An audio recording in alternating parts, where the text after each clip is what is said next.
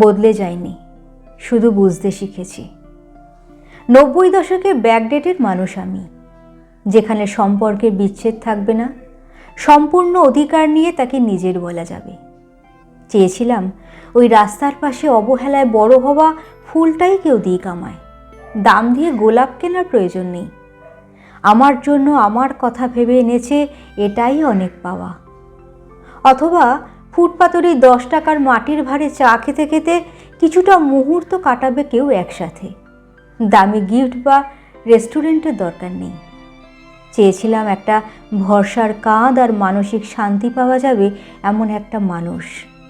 ছোট ছোট ভালো লাগার মুহূর্ত, ঝগড়া হোক, অভিমান হোক, কিন্তু কেউ বিশ্বাস না ভাঙুক। একটা সম্পূর্ণ নিজের তুমি, যে তুমিতে আমি ছাড়া অন্য কেউ থাকবে না। দিন শেষে বুঝলাম, এখনকার দিনে দামি গিফট, রেস্টুরেন্ট এগুলোই বোধহয় সস্তা।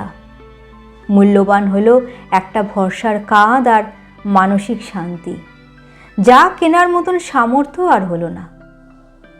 এখন যে আমার খোঁজ নেয়, আমিও তার খোঁজ নিই। যে আমায় এড়িয়ে যায়, আমিও তাকে এড়িয়ে যাই।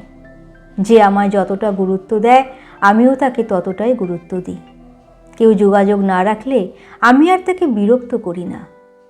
কেউ কিছু শেয়ার করলে তা শুনি, কেউ গোপন করতে চাইলে তাকে আর জিজ্ঞাসা করি না দ্বিতীয়বার। কারো অবহেলায় আর খারাপ লাগে না। বুঝতে শিখেছি, সম্পর্কগুলো শুধুই স্বার্থ বোঝে। ঠিক যেমন ইলেকট্রিসিটি অফ থাকলে মানুষ মোমবাতি খোঁজে।